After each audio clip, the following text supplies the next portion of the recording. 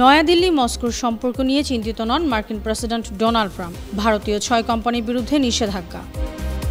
ভারতীয় পণ্যের উপর 25% শুল্ক আরোপের ঘোষণায় আমেরিকার জাতীয় স্বার্থ রক্ষায় সব পদক্ষেপ নেবে নয়াদিল্লি। ব্রাজিলের সাবেক প্রেসিডেন্টের বিচার বন্ধ না করায় 50% শুল্ক আরোপ করলেন ট্রাম্প।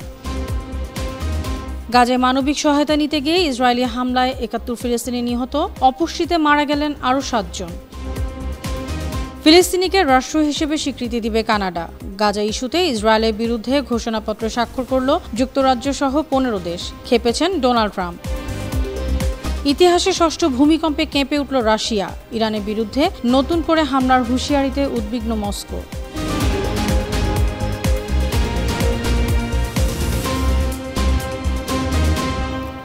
শুনছিলেন সংবাদ শিরোনাম। সবাইকে স্বাগত জানাচ্ছি বিশ্বজুড়ে প্রতিদিনে।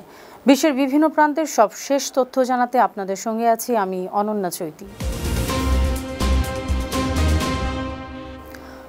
নয়াদিল্লি মস্কোর সম্পর্ক নিয়ে চিন্তিত নন মার্কিন প্রেসিডেন্ট ডোনাল্ড ট্রাম্প। ট্রুথ সোশ্যালে তিনি জানিয়েছেন, ভারত রাশিয়া কি করে তা নিয়ে তিনি মাথা ঘামান না।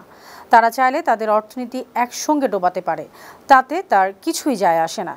আমেরিকা ভারতের সঙ্গে খুব কম ব্যবসা করে, তাদের শুল্ক হার অনেক বেশি। একইভাবে রাশিয়া ও যুক্তরাষ্ট্র প্রায় কোনো ব্যবসাই করে না। ভারতীয় গণমাধ্যম জানিয়েছে, নয়াদিল্লি মস্কোর প্রতিরক্ষা চুক্তির কারণে ট্রাম্প অসন্তুষ্ট। সবাই যখন ইউক্রেনের রাশিয়ার আগ্রাসন বন্ধের কথা বলছে, তখন ভারত রাশিয়ার সামরিক সরঞ্জাম কেনায় ট্রাম্প খেপেছেন। এদিকে ভারতীয় পণ্যের ওপর 25% শুল্ক আরোপের ঘোষণায় নয়াদিল্লি জানিয়েছে, ট্রাম্পের পদক্ষেপের প্রভাব তারা খতিয়ে দেখছে। জাতীয় স্বার্থ রক্ষায় প্রয়োজনীয় সব পদক্ষেপ নেওয়া হবে। বুধবার সন্ধ্যায় ভারতের বাণিজ্য ও শিল্প মন্ত্রণালয় বিবৃতি দিয়ে বলেছে, ভারত ও যুক্তরাষ্ট্র কয়েক মাস ধরে একটি ন্যায্য, ভারসাম্যপূর্ণ এবং পরস্পর উপকৃত হয় এমন একটি দ্বিপক্ষীয় বাণিজ্য চুক্তি নিয়ে আলোচনা করছে। নয়াদিল্লি সেই লক্ষ্য বাস্তবায়নের প্রতিশ্রুতিবদ্ধ। এ সময় যুক্তরাজ্য ও আমেরিকার সাম্প্রতিক বাণিজ্য চুক্তির উদাহরণ তুলে ধরা হয়। ইরান থেকে পেট্রোলিয়াম আমদানি করার দায়ে ভারতীয় 6 কোম্পানির বিরুদ্ধে নিষেধাজ্ঞা আরোপ করেছে যুক্তরাষ্ট্র। বৃহস্পতিবার এ তথ্য জানিয়েছে ভারতীয় সংবাদ মাধ্যম এনডিটিভি। এনডিটিভি জানায়, এ নিষেধাজ্ঞার কারণে যুক্তরাষ্ট্রে বা মার্কিন নাগরিকদের নিয়ন্ত্রণাধীন যে কোনো স্থানে এসব কোম্পানির সম্পদ ও স্বার্থ ব্লক বা জব্দ থাকবে। মার্কিন পররাষ্ট্র দপ্তর জানিয়েছে, ইরান সরকার এ আয়ের মাধ্যমে মধ্যপ্রাচ্যে সংঘাত উস্কে দিচ্ছে, সন্ত্রাসবাদে অর্থ যোগান দিচ্ছে, নিজ দেশের জনগণকে দমন করছে। এসব কারণে মার্কিন নির্বাহী আদেশ 13846 অনুযায়ী এসব লেনদেন নিষিদ্ধ। আগামীকাল শুক্রবার থেকে ব্রাজিলের ওপর মোট 50% শুল্ক আরোপের আদেশে স্বাক্ষর করেছেন মার্কিন প্রেসিডেন্ট ডোনাল্ড ট্রাম্প। এই আদেশের মাধ্যমে ব্রাজিলের উপর 40% বাড়তি শুল্ক যোগ হলো। চলতি মাসের শুরুতে ব্রাজিলের প্রেসিডেন্ট লুলা দা সিলভাকে ট্রাম্প চিঠি পাঠিয়েছিলেন। তাতে বলেছিলেন, দেশটির সাবেক প্রেসিডেন্ট ও ডানপন্থী নেতা জৈর বলসোনারোর বিরুদ্ধে বিচার প্রক্রিয়া বন্ধ করতে না করলে ব্রাজিলের উপর উচ্চ শুল্ক আরোপ করা হবে। বলসোনারো ট্রাম্পের মিত্র। বর্তমান প্রেসিডেন্ট লুলার বিরুদ্ধে অভ্যুত্থানের চেষ্টার অভিযোগে তার বিচার চলছে। অবরুদ্ধ গাজায় মানবিক সহায়তা নিতে গিয়ে ইসরায়েলি হামলায় 71 জন ফিলিস্তিনি নিহত হয়েছেন। বুধবার এসব হামলা চালানো হয়। এদিন উপত্যকার হাসপাতালগুলোতে দুর্ভিক্ষ ও অপুষ্টির কারণে আরও 7 জন মারা গেছেন।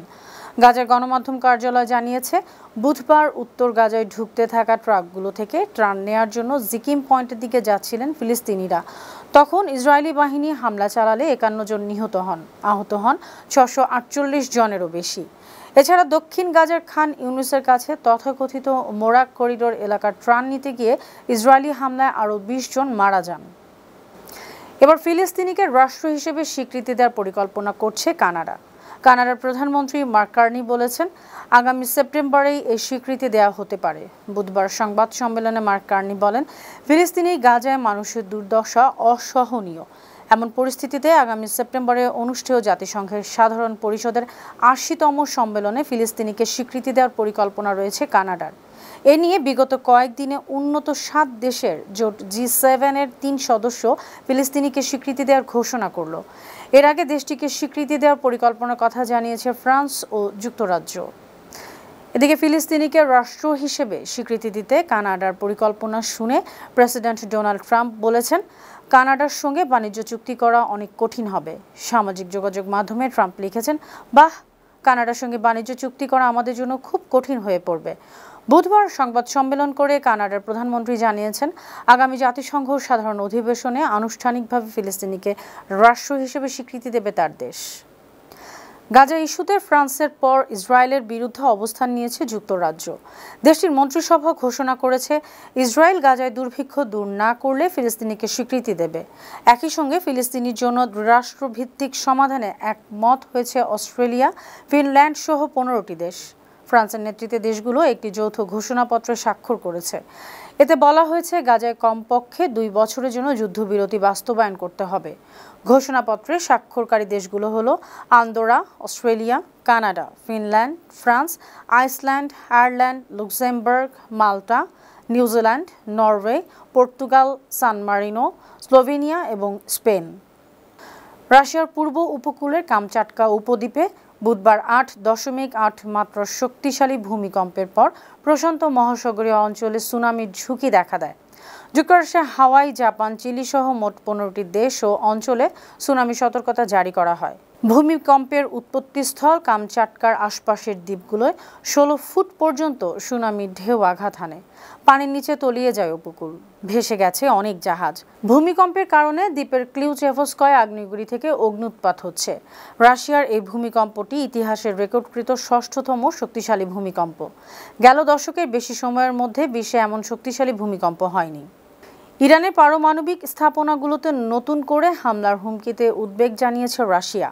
বুধবার রুশ পররাষ্ট্র মন্ত্রণালয়ের মুখপাত্র মারিয়া জাখারোভা সাংবাদিকদেরকে বলেন, পারমাণবিক স্থাপনায় বোমা হামলা আন্তর্জাতিক আইনের স্পষ্ট লঙ্ঘন।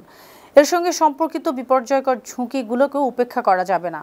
এমন হামলার ন্যায্যতা দেয়া যাবে না। জাখারোভা আরও বলেন, তেহরান এবং জাতিসংঘের পারমাণবিক পর্যবেক্ষণ সংস্থার মধ্যে সহযোগিতা স্বাভাবিক করার পূর্ব শর্তই হলো একটি টেকসই মীমাংসা। আগামী অক্টোবরে মালয়েশিয়ায় দক্ষিণ পূর্ব এশীয় দেশগুলোর সংগঠন আসিয়ানের সম্মেলনে যোগ দিবেন মার্কিন প্রেসিডেন্ট ডোনাল্ড ট্রাম্প। বৃহস্পতিবার এ তথ্য জানিয়েছেন মালয়েশিয়ার প্রধানমন্ত্রী আনোয়ার ইব্রাহিম। তিনি বলেছেন, টেলিফোনে ট্রাম্প নিশ্চিত করেছেন তিনি আসিয়ানের সম্মেলনে যাবেন। এ সময় কম্বোডিয়া ও থাইল্যান্ডের সংঘাত বন্ধে মালয়েশিয়া মধ্যস্থতাকে স্বাগত জানিয়েছেন মার্কিন প্রেসিডেন্ট। পার্লামেন্টে ভাষণকালে ইব্রাহিম আরও বলেন, ট্রাম্পের সঙ্গে শুল্ক ও মুক্ত বাণিজ্য নিয়ে কথা হয়েছে। মালয়েশিয়ার পণ্যের উপর মার্কিন শুল্ক হার কত হবে তা 1 আগস্টে ঘোষণা করা হবে। মিয়ানমারের জান্তা সরকার দেশটিতে জরুরি অবস্থা প্রত্যাহারের ঘোষণা দিয়েছে বৃহস্পতিবার। একই সঙ্গে আগামী ডিসেম্বরে জাতীয় নির্বাচন ঘোষণা দিয়েছে। বার্তা সংস্থা এএফপির প্রতিবেদনে বলা হয়েছে, ডিসেম্বরে জাতীয় নির্বাচন সামনে রেখে জান্তা সরকার প্রস্তুতি জোরদার করছে। তবে বিরোধী দলগুলো ওই নির্বাচন বর্জন করেছে। আন্তর্জাতিক পর্যবেক্ষকরা সমালোচনা করছেন, 2021 সালের ফেব্রুয়ারিতে নির্বাচিত গণতান্ত্রিক সরকারকে উৎখাত করে সেনাবাহিনী জরুরি অবস্থা জারি করেছিল। 3 বছরের বেশি সময় পর তা প্রত্যাহারের ঘোষণা এলো। যুক্তরাষ্ট্রের ক্যালিফোর্নিয়ায় একটি F-35 যুদ্ধবিমান বিধ্বস্ত হয়েছে। মার্কিন নৌবাহিনী জানিয়েছে, লেমুর নেভাল এয়ার স্টেশনের কাছাকাছি এ দুর্ঘটনা ঘটে। তবে সময়মতো ইজেক্ট করতে পারায় পাইলট অক্ষত আছেন। বুধবার এক বিবৃতিতে নেভাল এয়ার স্টেশন লেমুর জানায়, পাইলট সফলভাবে বিমানের ভেতর থেকে বেরিয়ে আসেন।